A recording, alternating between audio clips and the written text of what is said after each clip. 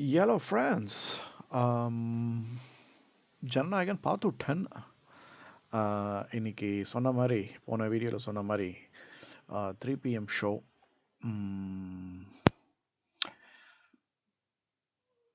இப்போ ரியாக்ஷனை ஸ்டார்ட் பண்ணலாமா? என்ன கதைன்னா, நீங்கள் தெலுங்கு வெர்ஷன் பார்த்துருந்தீங்கன்னா ஆல்ரெடி உங்களுக்கு தெரிஞ்சிருக்கும். பார்க்காதவங்களுக்கு நான் சொல்கிறேன். ஒரு சின்ன வில்லேஜில் இது ஓப்பனிங் இதான் ஸ்டார்ட்டு. ஒரு மக்கள்லாம் வந்து ஓட்டிங் டே அன்னைக்கு ஓட்டு போடாமல் அவங்க கிராமத்திலேயே இருப்பாங்க. அது என்ன பிரச்சனைன்ட்டு பார்க்க ஒரு போலீஸ்கார் வருவார். நிழல்கள் ரவி கேரக்டர் நினைக்கிறேன்.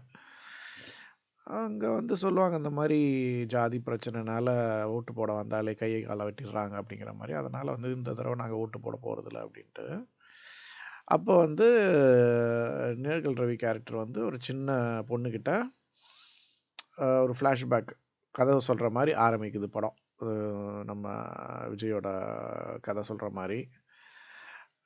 அது படமே ஃபுல்லாக அந்த ஃப்ளாஷ்பேக் தான் கதை. அவர் சொல்கிறாரு, இந்த மாதிரி விஜய் வந்து என்ன எப்படி இருந்தார், அப்புறம் அவங்க எப்படி அந்த சின்ன பொண்ணோட கிட்டத்தட்ட கார்டியனாக மாறினார் அப்படிங்கிற மாதிரி. அப்படியே அது கதை அப்படியே போகுது. அப்புறம் ஏகப்பட்ட இது அப்படியே அங்கங்கே வேர்ல்டு பாலிட்டிக்ஸ்லேருந்து ஸ்போர்ட்ஸ்லேருந்து அப்படி இப்படின்ட்டு பல விஷயங்களை வந்து டச் பண்ணுறாங்க இந்த சப்ஜெக்டில். கடைசியில் என்ன ஆச்சு, வில்லன்களை வந்து விஜய் வீழ்த்தினாரா அப்படிங்கிறது தான் கதை. டிப்பிக்கல் மசாலா ஸ்டோரி தான். ஒன்றும் பெருசாக சொல்கிறதுக்கு ஸ்பெஷலாலாம் ஒன்றும் இல்லை. நான் எனக்கு எனக்கு பிடிச்ச விஷயங்கள், பிடிக்காத விஷயங்கள் சொல்கிறேன். அதே நேரத்தில் கம்பேர் பண்ணியும் ஒரு சில பாயிண்ட் சொல்கிறேன், நம்ம பகவந்த் கேசரிக்கும் இதுக்கும். ஓவரால் படம் வந்து எனக்கு அந்தளவுக்கு பெருசாக பிடிக்கல. நான் ஆனால் இதுதான் எதிர்பார்த்தேன். இதுக்கு மேலே நான் எக்ஸ்பெக்ட் பண்ணலை. அதனால் எக்ஸ்பெக்டேஷன்ஸ் ரொம்ப லோவாக இருந்ததுனால படம் பிடிச்சிட்டுன்னு சொல்ல மாட்டேன், ஆவரேஜ். ஏன்னா நம்ம ஆல்ரெடி ரீமேக்குன்ட்டு தெரிஞ்சிருச்சு. அதனால் வந்து அதிலேருந்து எதுவும் பெருசாக எக்ஸ்பெக்ட் பண்ணிட முடியாது. ஆனால் என்ன, அந்த ரீமேக்லேயுமே வந்து ஒரு சில டிசப்பாயின்மெண்ட்ஸ் இருக்குது. அது நான் சொல்கிறேன் பின்னாடி. ப்ளஸ்ஸுங்கிறது ஒரே விஷயந்தான், விஜய். வேறு எதுவுமே ப்ளஸ் இல்லை படத்தில். விஜயோட கடைசி படம் அப்படிங்கிறதே இன்னும் என்னால் டைஜஸ்ட் பண்ண முடியல. என்ன சொல்கிறது, எல்லாம் வந்து இப்போ ஏஐ டைம் பீரியட், ஏஐ ஜென்ரேஷனில் இன்னும் கொஞ்ச நாள் கழிச்சுலாம் வந்து ஆக்டிங்கு, ஆக்டர்ஸு இவங்கெல்லாம் இதெல்லாம் இருக்குமானே தெரியல. டேரக்டர்ஸ் இவங்கெல்லாம் இருப்பாங்களான்ட்டு. எல்லாம் வந்து இப்போ ஏஐயில் படம்லாம் எடுக்க ஆரம்பிச்சிட்டாங்க. இப்போ நிறைய டூல்ஸ்லாம் வந்துருச்சு. வைப் டைரக்டிங் அப்படிங்கிற மாதிரிலாம் கான்செப்ட்லாம் வந்துருச்சு. சும்மா ஒரு 2 லைன் ப்ராம்ப்ட் அடிச்சிங்கன்னா அதுவே வந்து சீன்ஸ் ஏஐ க்ரியேட் பண்ணி கொடுத்துருது. ஃப்யூச்சர் அதுவாக தான் இருக்கும்னு நினைக்கிறேன். அதனால் இவங்க தான் some of the last sorry சளி ஒரு வாரமாக லாஸ்ட் சூப்பர் ஸ்டார்ஸ் வந்து நம்ம பார்த்துட்ருக்கோம். இவங்க இந்த ஜென்ரேஷன் போயிட்டாங்கன்னா அடுத்து எனக்கு தெரிஞ்சு இந்த தனுஷ் உங்கள் ஜென்ரேஷன் தான் வந்து கடைசி ஸ்டார்ஸாக இருப்பாங்கன்னு நினைக்கிறேன். அதுக்கப்புறம் இதுக்கு மேலே ஃப்யூச்சரில் யாரும் புதுசாக ஸ்டார்ஸ் உருவாகிறதுக்கு வாய்ப்பு இல்லை அப்படிங்கிறது என்னோடய ஒப்பீனியன். பட்டு பேக் டு த கதை. அதான் விஜயோட ஆக்டிங்கு, ஸ்வாகு, டான்ஸு இதெல்லாம் தான் மெயின் ப்ளஸ்ஸு. அதுலேயுமே ஒரு சின்ன சின்ன விஷயங்கள்லாம் இருக்குது. நம்ம தெலுங்கு படத்தை கம்பேர் பண்ணிங்கன்னா அதை நான் சொல்கிறேன். ஃபர்ஸ்ட் திங் வந்து என்னென்னா, இந்த பாலையா படங்கள்ல ஜென்ரலாவே அவரோட அதான் நான் போன வீடியோல சொன்ன மாரி, இது வந்து பாலையாவோட ஓன் ஜான்ரா. ஜான்ரா பேர் என்ன? ஜான்ரா பேரே பாலையா தான். பாலையா வொர்ஷிப் தான் ஜான்ராவே. ஏன்னா, அவரோட படத்துலலாம் பார்த்தீங்கன்னா, அவரு கேரக்டர் எப்படி இருக்கும்னா, ஒரு வாக்கு தவறாத ஒரு ஸ்மால் டவுன் இல்லன்னா வில்லேஜ் காய். அ ஒரு ஒரு அந்த இன்னோசன்ஸ் இருக்கும். அந்த வில்லேஜ் சின்ன கிராமத்திலருந்து வந்தவங்ககிட்ட ஒரு இன்னோசன்ஸ் இருக்கும் தெரியுமா? அந்த small town, small village innocence கலந்த ஒரு வாக்கு தவறாத ஒரு ரைஷியஸ் காய் அப்படிங்கிற கேரக்டர்ஸ்லாம் முக்காவாசி அவர் நடிக்கிறாருன்னு நெனைக்கிறேன், அவர் படங்கள்ல. நான் நெறைய பார்த்ததில்ல. பார்த்த வரைக்கும் சொல்றேன். அதனால அவர் நடை, உடை, பாவனை, அவரு ரியாக்ட் பண்ற விதம் எல்லாமே வந்து தமாஷா இருந்தாலும், இந்த இந்த இதுக்குள்ளயே தான் இருக்கும். இந்த டெம்ப்ளேட்குள்ள தான் இருக்கும். இப்ப நான் சொன்னேன்ல, அந்த இதுக்குள்ள தான் இருக்கும். அதுதான் வந்து அதுதான் சார்ம் அவரோட படத்தோட சார்மே அதுதான். அது வந்து நம்ம என்னதான் வந்து அவரு ஆக்ஷன் சீன்ஸ்லாம் வந்து ரோஸ்ட் பண்ணாலுமே, அதெல்லாம் தாண்டி அது கதைய ஃபுல்லா நீங்க படம் ஃபுல்லா பார்த்தீங்கன்னா, இது இருக்கும். நான் இப்ப சொன்னது இருக்கும் எல்லாமே அவரோட படங்கள்ல. அதுவும் இல்லன்னா ஒரு படம் பார்க்க முடியாது. அது இருக்கிறதுனால தான் ஓரளவுக்காவது பார்க்க முடியுதுன்னு நெனைக்கிறேன். அது வந்து அவருக்கு உண்டான ஒரு இது. அது மிஸ் ஆயிடுச்சு இந்த இந்த படத்துல. அது விஜய் கிட்ட எனக்கு அது விஜய் அத கம்ப்ளீட்டா கிராஸ்ப் பண்ணலையா? இல்ல எச். வினோத் அத எதிர்பார்க்கலையா?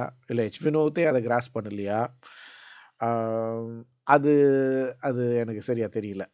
பட் அது அது அதுதான் வந்து எனக்கு பகவந்த் கேசரில ஓரளவுக்கு புடிச்ச விஷயம்னு சொன்னா அது one of the few things. இதுல வந்து அது மிஸ்ஸு. அதனால எனக்கு அது அது கம்பேர் பண்ணல. இது ஜென்ரலா சொல்றேன். இதுக்கும் அதுக்கும் என்ன வித்தியாசம் அப்டின்ட்டு. ப்ளஸ் அது வந்து ஒரு ஒரு ஒரு சின்ன ஒன் லைன் கத தான். இருக்கு. இதுக்கு முன்னாடி ஒரு ஃப்ளாஷ்பேக்கு.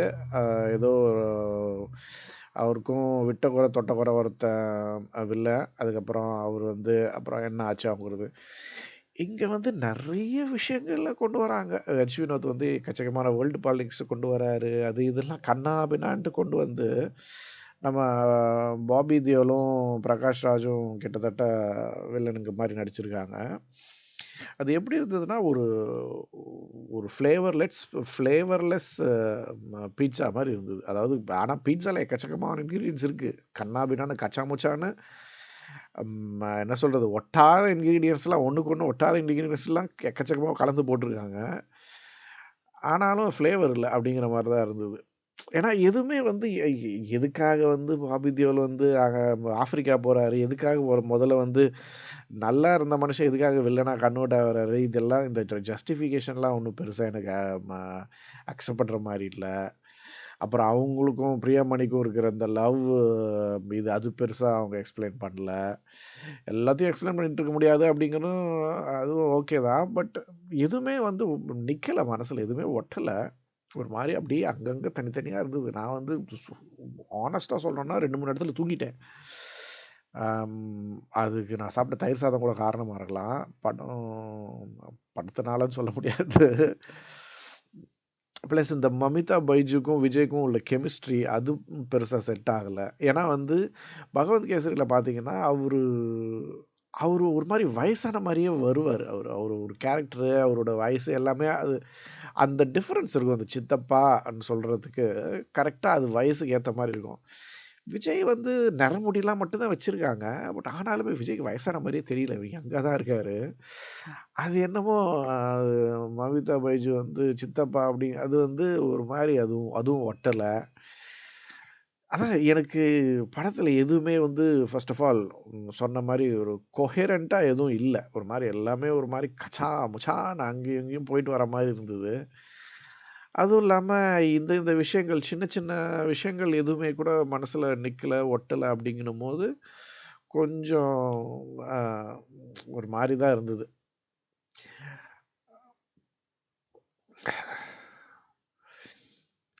என்ன விஜய்யோட நம்ம ஸ்கிரிப்ட் செலெக்ஷனை தான் சொல்லணும். அவர் வந்து மேபி பாலிடிக்ஸ்க்கு போகிறேன் அப்படிங்கிறனால கடைசி படம் ஒரு மாதிரி அந்த ஆங்கிளில் இதை சூஸ் பண்ணியிருக்க வாய்ப்பு இருக்குது. ஏன்னா இதில் சில சில நல்ல மெசேஜஸ் எல்லாம் இருக்குது. அது அந்த காரணத்துக்காக சூஸ் பண்ணியிருக்க வாய்ப்பு இருக்குது. பட் நான் வந்து இந்த ஜென்ரலான ஒரு மாஸ் மசாலா விஜய் மூவிஸோட பெரிய ஃபேன் கிடையாது. நான் வந்து துப்பாக்கி அந்த மாதிரி படத்தோட ஃபேன் நான். அந்த மாதிரி ஒரு படம் மறுபடியும் அவர் நடித்தார்னா இன்னும் நல்லாயிருக்கும். ஏன்னா வந்து ஃபர்ஸ்ட் ஆஃப் ஆல் இதுதான் அவர் கடைசி படம்லாம் நான் ஒத்துக்க மாட்டேன். ஏன்னா அவரோட 20 வயசு மூத்த ரஜினி, கமல் எல்லாமே இன்னும் நடிச்சிட்டு இருக்காங்க. இவருக்கு என்ன குறைச்சல்? சிஎம் வேலையை முடிச்சுட்டு அப்படியே கொஞ்சம் ஃப்ரீ டைமில் வந்து நடிச்சு கொடுத்துட்டு போவாங்கன்னு சொல்ல வேண்டியதான். அதில் என்ன இருக்குது? படம்லாம் நடிக்கணும். அவர் இனிமேலாம் நடிப்பார். அதெல்லாம் ஒன்றும் இல்லை. அதெல்லாம் சும்மா இதுதான். பட் ஃபர்ஸ்ட் ஆஃப் ஆல் இது கடைசி படமாகவும் என்னால் அக்செப்டும் பண்ணிக்க முடியல. இது வந்து நோ, நெவர், நாட். நிறைய கேரக்டர்ஸ் நம்ம பிரகாஷ்ராஜ் கேரக்டர்ஸ் அவரோட கேரக்டர் நல்லா நடிச்சிருக்காரு. அவர் கொஞ்சம் அங்கங்கே ஹியூமரு.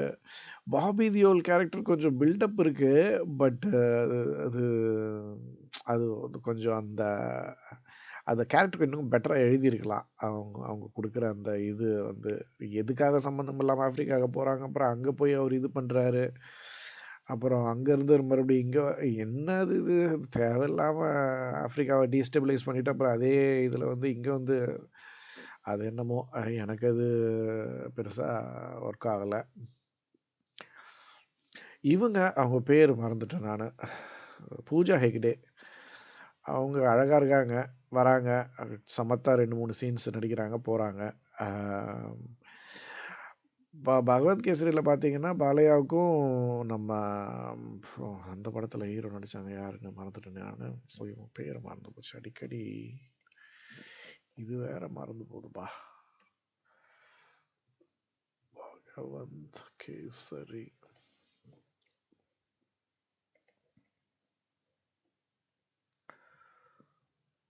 காஜல் அகர்வால். நம்ம காஜல் அகர்வாலுக்கும்